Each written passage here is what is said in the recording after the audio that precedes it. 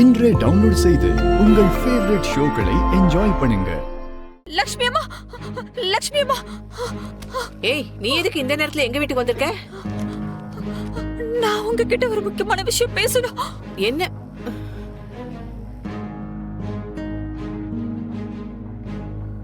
ஏய், நீ எதுக்கு இங்க வந்திருக்க? என்ன எங்க கிட்ட இருந்து சொத்து எழுதி வாங்கினது பத்தாதா உனக்கு? இல்ல வேற ஏதாவது திட்டம் போட்டு வந்திருக்கியா? இதெல்லாம் நிரந்தரமா நடக்காது.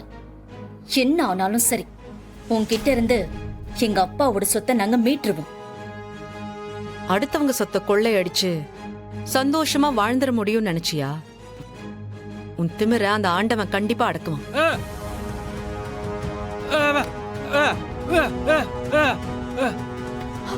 எல்லாரும் எனக்கு சாபம் கொடுக்காதீங்க. ஏற்கனவே நான் நிறைய சாபத்தை பார்த்துட்டு வந்திருக்கேன்.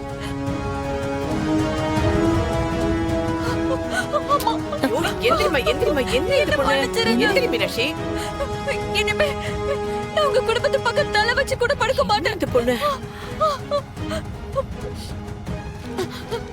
இதாங்க உங்க சொத்தை நான் தொடவே மாட்டேன். இதாங்க உங்க சொத்து பத்திரம். இனி உங்க சொத்துக்கும் எனக்கும் எந்த சம்பந்தமும் இல்ல. என்ன விட்டுருங்கம்மா, என்ன மன்னிச்சு விட்டுருங்க. என்னாச்சு இவளுக்கு? ஏதாவது பைத்தியம் கீத்தியம் ஆயிட்டாளா? இந்த நேரத்துல வந்து இப்படி உளறிட்டு இருக்கா? என்ன அப்பா வந்து உண்மையை சொல்லி உங்ககிட்ட பேசினாரா? ஐயோ, உங்க அப்பா வந்தா பரவாயில்லையே, அந்த கருப்பசாமியே நேர்ல வந்துருச்சு.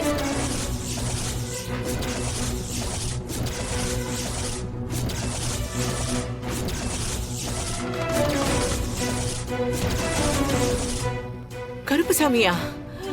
ஆமா அஞ்சலி, நான் சொன்னேன்ல, அந்த கருப்புசாமி சக்தி வாய்ந்த சாமி.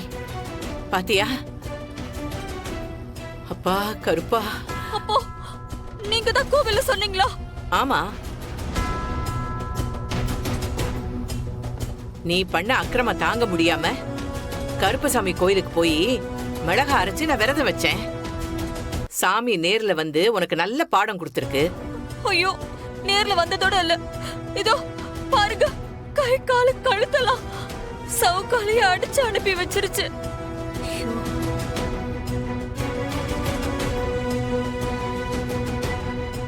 விட்டா எனக்கு கொண்டு போட்டிருக்கோம். உனக்கு இதெல்லாம் தேவைதான். அடுத்தவங்க சொத்துக்கு ஆசைப்பட்டல, இன்னும் உனக்கு 4 அடியை சேர்த்து அடிச்சிருக்கணும். அத்தை, நான் திருந்திட்டேன் அத்தை. நான் பண்ணது பெரிய தப்பு, என்ன மன்னிச்சிருங்க.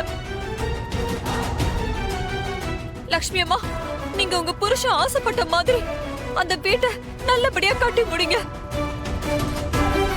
என்னால எந்த இடைச்சலும் வராது. நீங்க என்ன உதவி வேணாலும் கேளுங்க, நான் செய்யறேன். அக்கா, நீங்க எந்த உதவியும் பண்ண வேண்டாம். நீங்க மனசு மாறிட்டீங்கல்ல, அதுவே எங்களுக்கு சந்தோஷம்தான். இதே புத்தியோட யாரையும் அழிக்க நினைக்காம திருந்தி வாழ பாருங்க.